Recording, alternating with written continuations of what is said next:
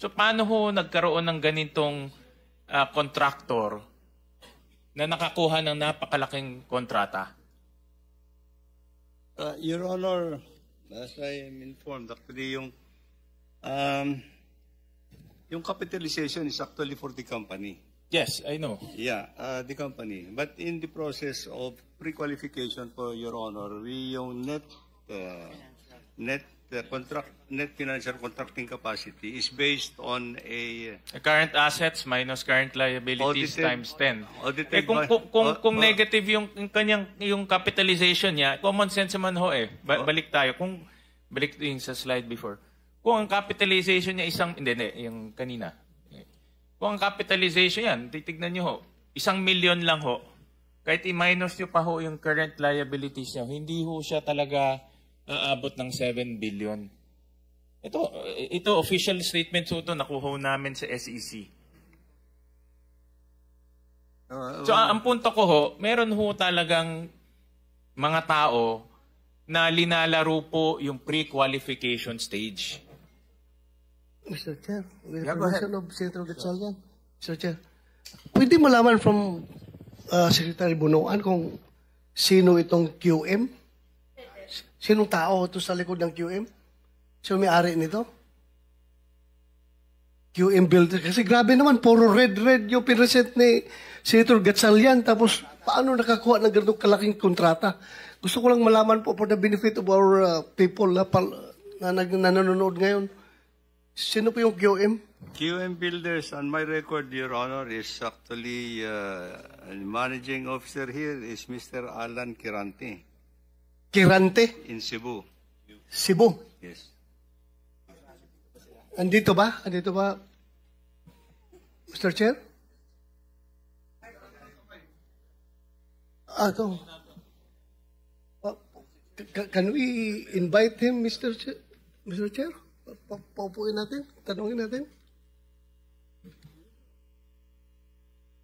Can the referred representative come over, please? So, I think Senator Bato is willing to ask a few questions from your company.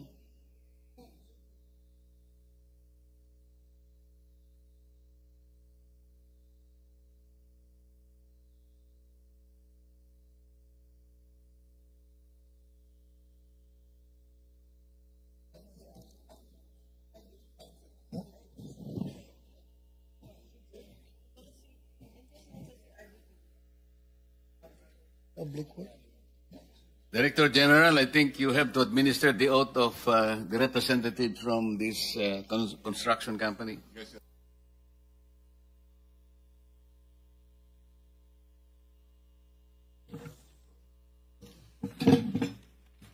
Tumayo ka, Mr. Kirante. Kirante? Yes, sir. Yes, Mr. Chair.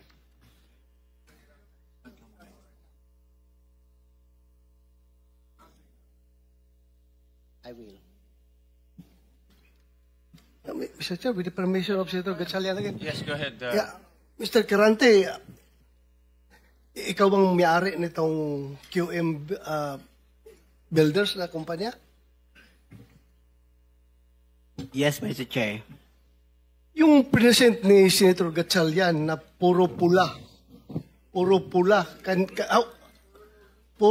logi. Can you comment on that? Nagtataka ko, Mr. Chair, kung saan magaling yung information kasi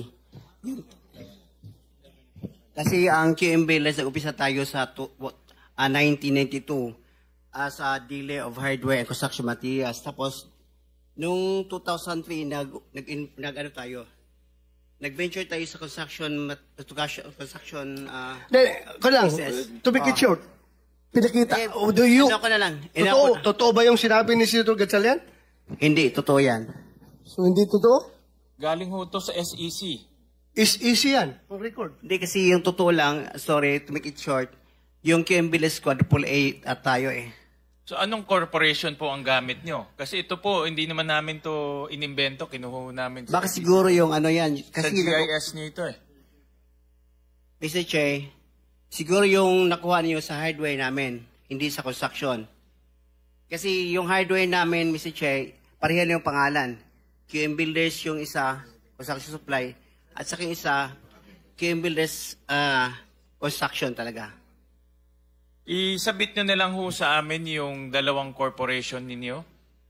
Yung sinasabi nyong construction company at ito yung, ewan ko kung ano ito, yung itong hardware ho ninyo. Submit nyo ho sa amin lahat ng dokumento ho ninyo. Yes, Mr. Chair. Chairman, may just add, FS po, financial statements, audited financial statements submitted to the BIR every year. Yan po, Mr. Chairman. Mr. Chair, dalang-dala ko ngayon. Mr. Quirante, please submit the financial statement of whichever. Ibig mo sabihin, dalawang QM Builders Inc. ang ginamit mo, dalawang pangalan, dalawang kumpanya. Ganun ba yun? Ang nakalagay first, yung QM Builders na nag-umpisa kami sa 1992, isang hardware yon. Tapos noong 2003, nag-venture kami ng another business, yung construction, QM Builders Construction na yon. Bali, isang pangalan, dalawang klase ng business. Kaya nung 2024, naging quadruple A tayo. Kaya, sa tingin ko, mali. Kasi yung NFCC namin, 40 billion ngayon. Kaya ngayong kuha naming project is only, wala nga 10% sa project namin nakuha per year. Pasabit na lang sa amin, Mr. Quirante, nung mga dokumento. Yes, Mr. Chair. Thank you, Senator Sherwin. That is why, with your presence today, I hope yung mga umiiwas ngayon na mga contractors na hindi pupunta dito will be inspired, will be motivated by your presence na nasagot mo na yun pala sa isang kumpanya mo. So, sana magsisipot sila. Yung mga absent ngayon, next hearing. Di ba? Hindi kita dinidemonize dito, ha? I am actually giving you the chance to present your side. Kaya, dapat ganun din ang tingin ng ibang mga contractors na pinapatawag natin. Yun lang, Mr. Chair. Thank you, Senator Gatchalian. Thank you, Senator Bato. And Mr. Quirante, kayo po ang presidente nitong korporasyon. Yes, Mr. Chair. At kayo rin po ang naglagay ng kapital. Yes, Mr. Chair. Nakita ko sa inyong articles of incorporation, puro mga, mga anak nyo, kamag-anak, puro Quirante. Anak yun. Mga anak nyo po. Kasi baka i-clarify ko yan, baka yung nakita mo dyan, wala pang income yan kasi hindi pa transfer ng hindi pa incorporated yung QM, Mr. Chair. Ngayon, ang process pa yun, kaya walang kita Hindi pa, mali pala kanina Sorry. Pero mali pala kanina yung nakita ko. Ulitin natin. Anong pangalan nung inyong construction company na ginagamit sa DPWH? QM Builders. QM Builders Incorporated. QM Builders yun lang, Mr. Chair. Sole proprietor yun? Yes. Sole proprietor yung inyong corporation. Inyong ginagamit sa DPWH. Yes, Mr. Chair. Kasi kami lang nag-umpisa yung mag-asawa. Tapos yung anong pangalan ng hardware ninyo? QM Builders pa rin. QM Builders Incorporated na? Hindi pa. Hindi Ito pa yung rin. construction is, Mrs. Chair, yung gusto namin gawing incorporated para yung halimbawa yung experience bilang contractor, ma-inherit sa halimbawa yung surviving years. Halimbawa kung may mangyari sa akin, yung experience ma-inherit sa amin. So itong QM Builders Incorporated, sa inyo ito, Hindi di ba? pa, yes, Mr. Chair, sa atin, hindi pa activated yan. Kaya walang kita. So hindi nyo pa ginagamit to sa pag-bidding? Hindi pa. Okay, sige po. Mr. Chair. Babalik po ako kay Secretary. Secretary, I'll just go back to yung slide kanina, yung mga may capitalization. Because sa PCAB, Mr. Secretary, if your project cost is 450 million and above, you should have a minimum net worth of about 1 billion pesos. 1 billion pesos. So ito po, binabangga ko lang dito sa slide. Kung meron kayong, kagaya ho ni itong Centerways at Wawo Builders, 5 billion and 4 billion, but ang kanilang capitalization is only 90 million pesos, 45 million pesos and 50 million pesos. But in the PCAB, kailangan at least ₱1 billion yung kanilang net worth. So paano ho, ang tanong ko, paano ho nakakapasok yung mga ganitong, based on the PCAB, hindi po galing sa akin ho to, based on the PCAB, undercapitalized yung company based on the project na nakukuha nila? Can we just check a little bit, Your Honor? See, I was just getting the data for Wawaw. I mean, yung Wawaw. Yeah, ganito na lang, Mr. Secretary, not to so that not to belabor. Submit to us who are the entities who approved or awarded those contracts. Exactly saan? Is it at the district level? Is it at the regional level? Yes, Your Because Honor. in my opinion, based on tingnan ho, pag ang kontrata, allowable ranges of contract cost 450 million. Next. Network. Dapat ang kanyang yung capitalization niya, $1 billion and above. So in other words, kung gagawa ka ng proyekto na 450 million ang cost, dapat ang inyong capitalization is 1 billion and above. Ang next will be 180 million as AAA. Pero meron tayong mga contractors kanina na ang capitalization 90 million, 50 million. So undercapitalized siya. So nag-award, ang punto ko ho, nag-award ho ang DPWH ng kontrata sa mga corporations na undercapitalization based on the PCAB. We will submit all this, Your Honor. Submit to us the exact names. Yes, Your Honor. Because this is the Committee on Blue Ribbon Accountability, so we need to know sino exactly yung mga taong nag-award because we want to see accountability. Yes, Your Honor. Yun ang gusto ho namin malaman. Dahil nga, kung undercapitalized siya, obviously, yung project papalpak ho talaga. Titipid siya. Yun yung napakita kanina na maampaw na project. Walang bakal, buhangin linalagay. So we want to go to the root cause of why itong mga projects, why are these projects being substandard? And because the contractors are not capitalized adequately. Substandard rin yung mga contractors.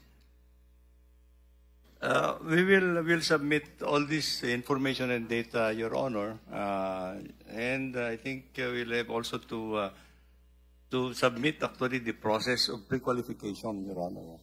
Correct. We read the process of pre-qualification, but may nakakalusot ng mga ganito. Capitalization, 45 million, but you're undertaking 5.1 billion pesos in projects.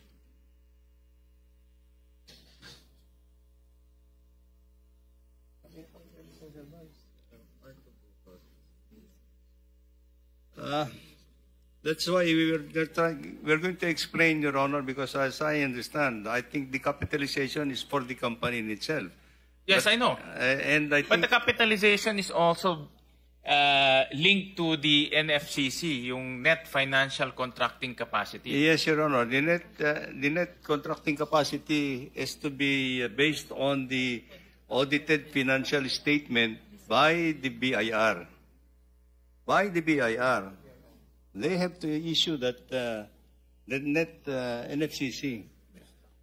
So that is the only basis of the document that we use actually. That is to Well, be submitted. in my opinion, there is some form of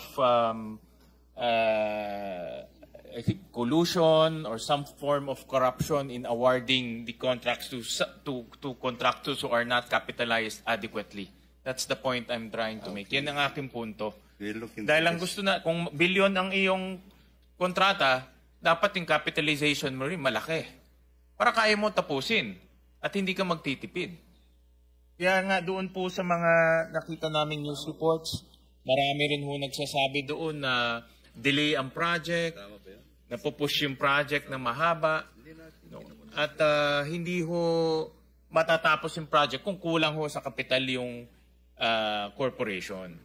So just submit to us yung detailed documents together with names and personalities of these entities that I showed. Itong 5 entities na na-mention ho namin. We will do that, Your Honor. Thank you, Mr. Chairman. Okay.